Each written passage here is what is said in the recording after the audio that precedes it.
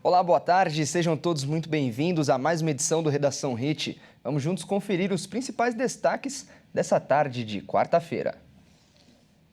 O Banco Central decretou a liquidação do Will Bank, o banco digital do Grupo Master. A instituição estava desde novembro sob regime de administração especial temporária. O Will Bank foi preservado quando o Banco Central anunciou a liquidação do Banco Master, em 18 de novembro, diante da avaliação de que, naquela época, havia investidores interessados em adquirir a instituição. Mas a intenção acabou não se concretizando. O regime especial poderia ser mantido por até 120 dias.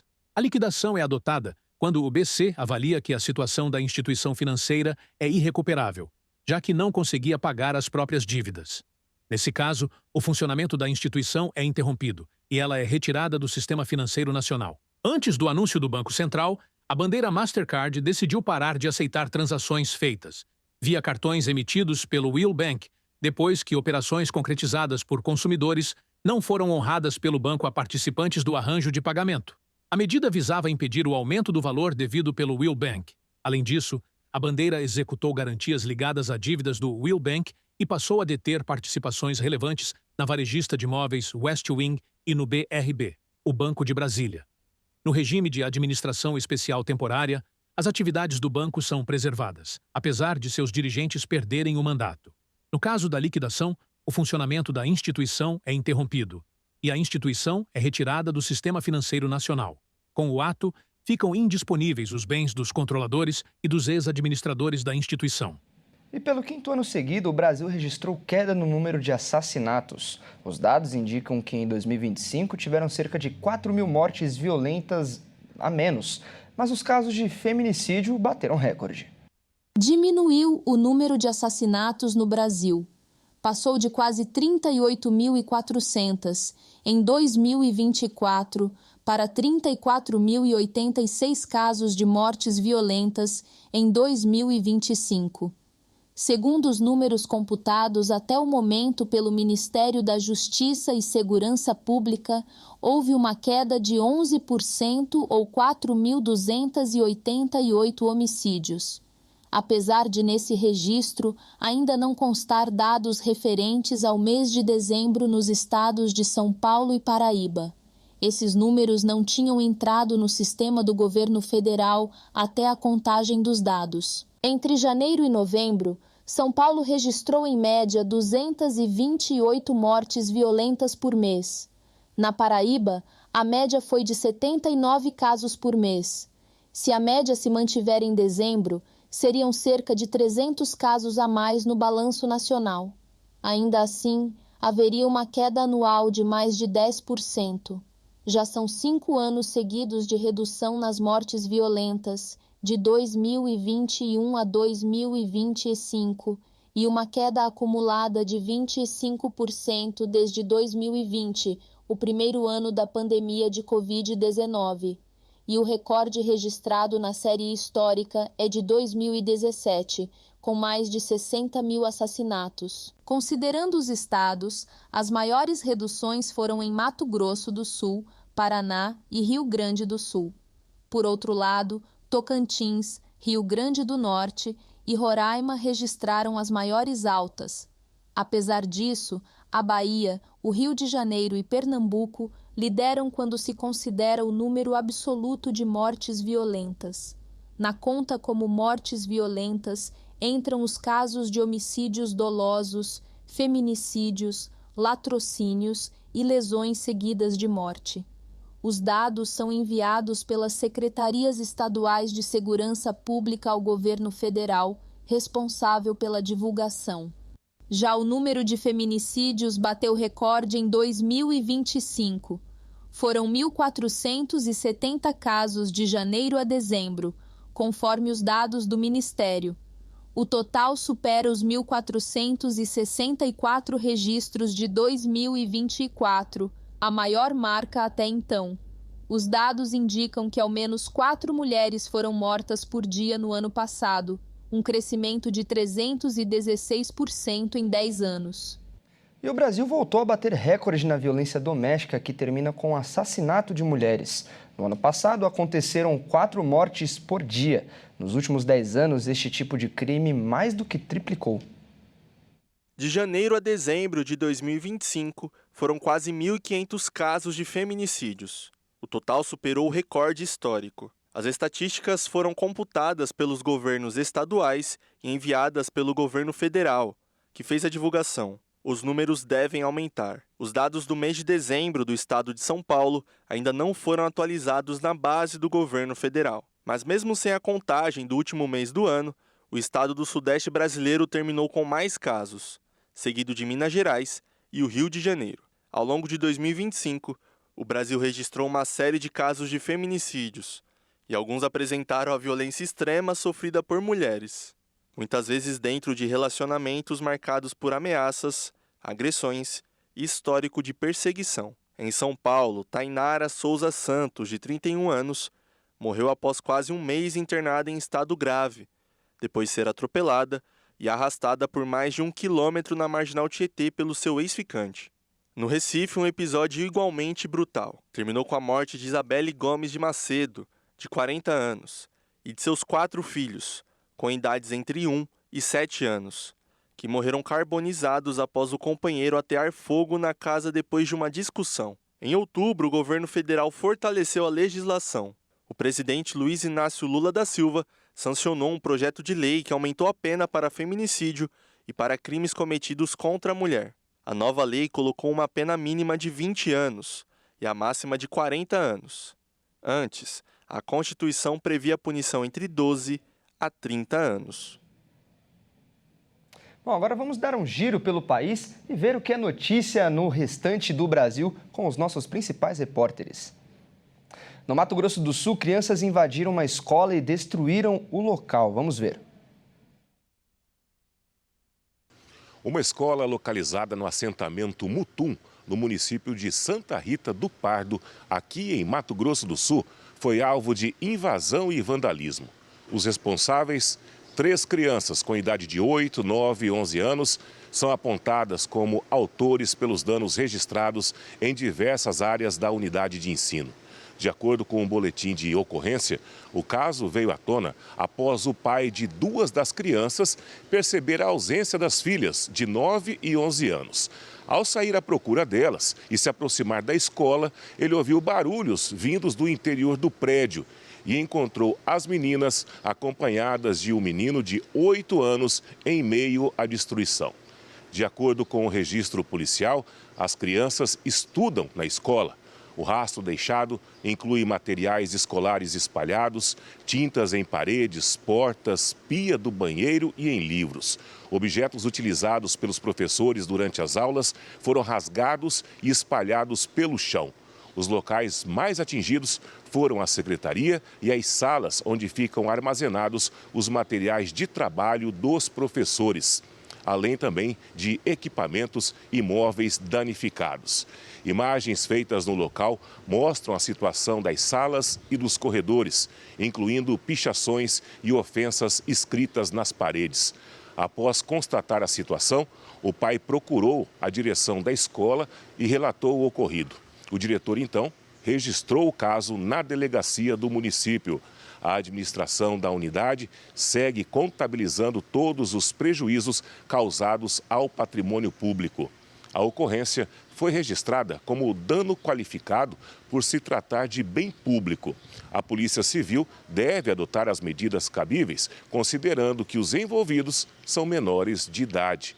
Conforme prevê o ECA, o Estatuto da Criança e do Adolescente, crianças até 12 anos incompletos não respondem criminalmente por atos infracionais. Nesses casos, podem ser aplicadas, então, medidas com foco na proteção e no acompanhamento social e não na punição. E olha só, 7 filhotes de cachorro mobilizaram o Corpo de Bombeiros no Rio Grande do Sul. Os animais estavam presos na tubulação de uma rodovia. Vamos ver. O resgate aconteceu às margens da BR-158, em Cruz Alta. Os filhotes estavam dentro de um corredor subterrâneo formado por tubos de concreto, com cerca de 45 metros de comprimento.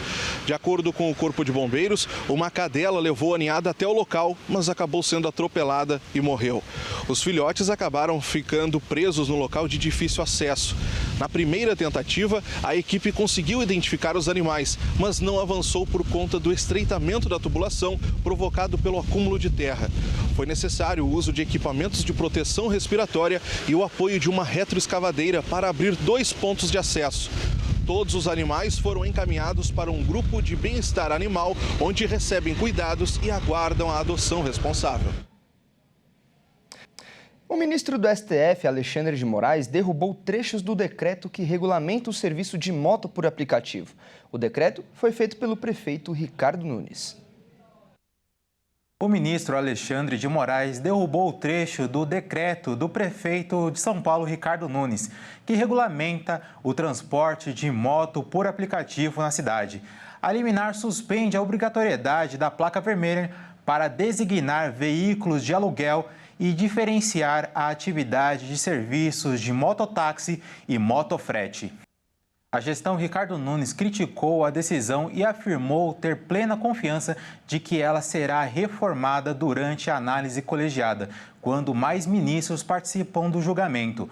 Moraes também determinou que, se o poder público não responder em até 60 dias sobre o credenciamento das empresas, as operadoras e os condutores ficam liberados para circular. A decisão do ministro atende um pedido da Confederação Nacional de Serviços e a entidade questionou as normas de Nunes, afirmando tratar-se de uma proibição disfarçada de regulamentação. Isso porque, na prática, as medidas impostas previstas na legislação praticamente inviabilizam a atividade. De acordo com Moraes, as regras da Prefeitura extrapolam os limites do poder regulamentar municipal sobre o tema, afrontando a competência exclusiva da União para legislar sobre transporte. Em nota, a Prefeitura diz lamentar a falta de sensibilidade do ministro diante da gravidade de um sistema que tem provocado cada vez mais mortes em todo o país. E acrescenta que só em 2025 foram 475 acidentes fatais envolvendo motociclistas e que o município gasta cerca de 35 milhões de reais por ano na linha de cuidados ao tratamento com pacientes vítimas de acidentes de moto. Agora vamos falar sobre o racionamento de água. A Grande São Paulo está sofrendo com a falta deste recurso para fazer atividades básicas do dia a dia. Por isso, o Estado de São Paulo fez um cálculo para saber qual nível de água que os reservatórios precisam chegar para evitar uma grande falta durante o ano. O sistema de represas que abastece a Grande São Paulo está no nível mais baixo em 10 anos, com 30,88% da capacidade total. Por isso, o Estado de São Paulo fez as contas de qual o nível mínimo dos reservatórios para evitar um colapso do sistema durante o ano. Os cálculos da SP Água mostram que os reservatórios precisam entrar na temporada de seca com pelo menos 47% do nível para evitar problemas. E no fim da estação seca, o nível de segurança deve estar em 30%. A região metropolitana tem sofrido com a redução de pressão de água nos encanamentos pela Sabesp durante 10 horas, com dificuldade para fazer tarefas comuns do dia a dia, como tomar banho e lavar louça. 70,3 bilhões de litros de água já foram economizados com essa medida. A Sabesp diz ter intensificado as campanhas para orientar a população a economizar água. E a empresa tem planos em investir 5 bilhões de reais em obras para a segurança hídrica até 2027, o que representa 8 mil litros de água por segundo acrescentados para ajudar a população da região. Se a situação piorar, os habitantes da Grande São Paulo podem enfrentar ainda mais tempo na redução da pressão de água nos encanamentos, de 10 horas para 16. Ou até medidas mais drásticas, como rodízio no abastecimento e, em casos extremos, pode ser retomado o uso do volume morto dos mananciais. A Sabesp vem fazendo campanhas para conscientizar a população a reduzir o tempo de banho, evitar lavar carros e calçadas, consertar vazamentos e priorizar usos essenciais. Ações pequenas que ajudam muito. E olha só, o Conselho Federal de Medicina estuda impedir que 13 mil estudantes de medicina que foram mal avaliados no Exame Nacional de Avaliação da Formação Médica consigam o registro profissional. A qualidade da formação médica no Brasil está em xeque. O ENAMED, Exame Nacional de Avaliação da Formação Médica, que acontece anualmente, divulgou que dos 351 cursos avaliados no ano passado, 30% receberam notas 1 e 2. Um resultado considerado insatisfatório pelo INEP. Além das instituições, o exame também avaliou alunos do último semestre que estão prestes a se formar. E segundo o próprio INEP, 3 em cada 10 estudantes não atingiram a nota mínima exigida na prova. Esses números acenderam um alerta sobre a qualidade da formação médica e os riscos para a população. Agora, o Conselho Federal de Medicina discute a publicação de uma resolução que pode impedir o registro profissional de quem não alcançar a nota mínima. Na prática, esses 13 mil recém-formados não poderiam atender pacientes. O Conselho também pediu ao Ministério da Educação acesso aos dados detalhados dos alunos, incluindo nomes e desempenho no exame. Especialistas alertam que essa medida pode gerar disputas judiciais, já que hoje o registro profissional é concedido automaticamente após a conclusão do curso. Enquanto isso, 2 projetos de lei sobre o tema avançam no Congresso Nacional, um na Câmara dos Deputados e outro no Senado Federal. E por falar na área da saúde, uma mulher de 42 anos está internada em estado grave após usar uma caneta emagrecedora comprada de forma ilegal. A Anvisa proibiu a venda e faz alerta sobre os riscos desses produtos. Uma mulher de 42 anos está internada há mais de um mês, em estado grave, após usar uma caneta emagrecedora, comprada de forma ilegal. O caso acende um alerta sobre os riscos destes produtos vendidos nas redes sociais. Segundo a família, a caneta foi trazida do Paraguai e não tinha autorização da Anvisa. Após a aplicação, a mulher apresentou complicações graves e precisou ser internada em um hospital em Belo Horizonte. Os especialistas alertam para este tipo de compra ilegal. Está acontecendo muito é o uso de substâncias emagrecedoras. Tem uma delas que é a mais nova, né, disponível para venda, que é a tirzepatida, que o nome comercial desse medicamento é o Mounjaro. Tá? Tem registro na Anvisa e é autorizado a venda nas farmácias, tá? Sob o nome de Mounjaro, ok? Mas a substância é a tirzepatida. O quadro evoluiu para problemas neurológicos, com suspeita de uma síndrome que compromete os movimentos do corpo e a fala e o funcionamento de órgãos. A Anvisa reforça que o produto não tem registro no Brasil. A substância ainda está em testes e a venda e divulgação estão totalmente proibidas. Só que essa retatrutida, ela está em fase de estudo ainda nos Estados Unidos. Então, os pesquisadores não disponibilizaram ela para venda. Ou seja, se está em estudo lá nos Estados Unidos, como é que pode aqui na América do Sul já ter disponível para venda? A Anvisa reforça que o medicamento sem registro representa um risco sério e orienta que a população não compre produtos anunciados nas redes sociais sem autorização oficial. Em caso de propaganda ou venda irregular, a recomendação é fazer a denúncia aos órgãos de fiscalização. Teve o exemplo de uma paciente agora, recente, né, que ela fez uso de retatrutida e ela está no hospital, está na UTI, né? Evoluiu agora cedo aí para quadro neurológico, onde impede movimentos do corpo, e isso é um colateral muito ruim, é uma evolução do quadro muito ruim. Bom, e agora é hora de falar de esportes aqui no Redação Hit. E o Felipe Takahashi é quem vai trazer as informações direto do centro de treinamento do São Paulo na Barra Funda. Isso porque o clube passa por uma grande crise política e é investigado por fraudes de camarotes do Morumbis. Felipe, seja muito bem-vindo ao Redação Hit. Conta pra gente quais são as novidades desse caso. Tudo bem, Fernando? Boa tarde para você, boa tarde a todo mundo de casa que nos acompanha. Como você bem disse, eu estou aqui na frente do CT do São Paulo. Infelizmente não é como uma boa notícia, né? O torcedor são paulino tem até se acostumado bastante a ver seu time aparecendo em páginas policiais. Uma coisa que, para quem é torcedor do São Paulo acompanhou, o clube sempre foi uma referência em boa gestão. E hoje ver o seu atual presidente afastado, ainda não foi impeachmentado de fato, mas o processo ainda corre.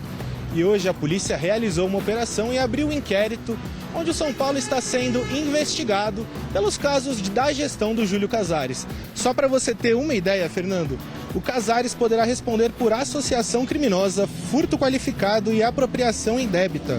O São Paulo é considerado vítima, claro, de toda essa situação. E nessa manhã a Polícia Civil fez a operação contra a venda ilegal de camarotes no Morumbis, assunto que já estava chamando a atenção há algum tempo, né? Inclusive, uma fala que chamou muita atenção foi a de um dos promotores da ação que afirmou que o Morumbis virou uma gigantesca máquina de caça-níqueis. A crise institucional se soma a uma temporada sem títulos e marcada por vários episódios polêmicos. Como eu te expliquei agora, Fernando, sobre essa ação que aconteceu hoje, eu vou chamar uma reportagem agora para as pessoas poderem acompanhar um pouco mais do que aconteceu. No total, eram 4 mandados de busca e apreensão. Entre os alvos estão o diretor adjunto de futebol de base do São Paulo, chamado Douglas, e Mara Casares, ex-esposa de Júlio Casares, presidente afastado do clube e que atuava como diretora feminina cultural e de eventos. Outro alvo era Rita Adriana, a pessoa que negociava ilegalmente os camarotes, segundo a Polícia Civil. Ambos pediram licença dos cargos. Os advogados dos acusados negam as acusações e afirmam que os áudios foram retirados de contexto. A Adriana não foi encontrada no endereço-alvo da operação e, segundo os filhos dela, que estavam presentes no local, ela mora em outro imóvel. Porém, a polícia encontrou anotações que vão ajudar na investigação. Na residência de Mara Casares, ela estava no local, onde foram apreendidos cerca de R$20 mil em espécie, além de farta documentação e uma CPU. Segundo a investigação, entre 2021 e 2025, foram realizados saques em dinheiro vivo que somam cerca de R$11 milhões das contas do clube. Inicialmente, os valores eram retirados por funcionários do São Paulo e depois passaram a ser sacados por uma empresa de transporte de valores. Ainda de acordo com a polícia, nesse mesmo período, houve depósitos na conta pessoal de Júlio Casares que totalizam cerca de R$1,5 milhão. A defesa também argumenta que Casares, antes de assumir a presidência, atuava como publicitário e recebia parte de sua remuneração em dinheiro vivo, o que explicaria os depósitos. Pois é muito triste toda essa situação que aconteceu no São Paulo e o que resta agora, de fato, é esperar. E bom, mudando de assunto agora, ontem o Palmeiras jogou contra o Novo Horizontino e sofreu uma goleada cruel, perdeu de 4-0 e essa foi a pior derrota da era Abel. E os torcedores, claro, não aceitaram e nem gostaram nem um pouco do que aconteceu. Lá no CT do Palmeiras aconteceram alguns protestos, vamos conferir. Os muros da sede social do Palmeiras e das bilheterias do Allianz Parque foram pichadas por vândalos após a goleada por 4-0 sofrida para o Novo Horizontino no Paulistão. Os principais alvos das críticas foram o técnico Abel Ferreira, a presidente Leila Pereira e o elenco. Frases como "Abel, acabou a magia? 2025 de novo. Cadê o planejamento? Time sem vergonha" e xingamentos a Leila Pereira foram pichados nos muros. Os responsáveis pelo ato foram detidos pela Polícia Militar de São Paulo nas últimas horas. E o Palmeiras já está em contato com a Polícia Civil para identificá-los e responsabilizá-los judicialmente. Os muros já foram pintados e as pichações apagadas. Com a derrota, o Palmeiras alcançou uma marca negativa. O Verdão não perdia por 4 gols de diferença há quase 11 anos. A última vez havia sido a goleada por 5-1 para a Chapecoense, no dia 4 de outubro de 2015. A partida contra o Novo Horizontino marcou o jogo de número 400 de Abel Ferreira à frente do Palmeiras, mas tornou-se a maior derrota desde que o português chegou no final de 2020. Até então, o Verdão nunca havia perdido por uma diferença de mais de 3 gols com o atual treinador. O resultado também encerra o aproveitamento perfeito do Palmeiras neste início de campeonato paulista. A equipe tinha 3 vitórias nos primeiros 3 jogos da competição.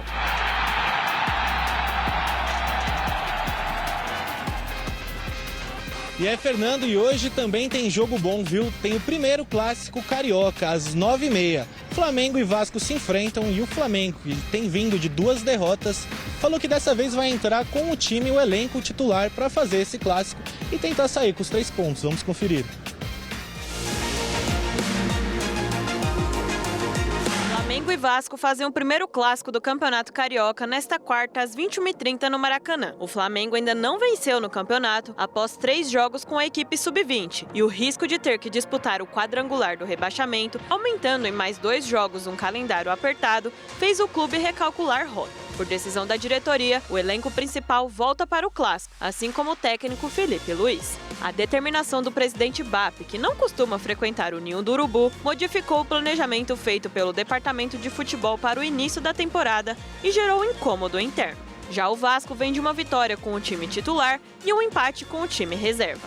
Está em segundo lugar no Grupo A, atrás apenas do Volta Redonda.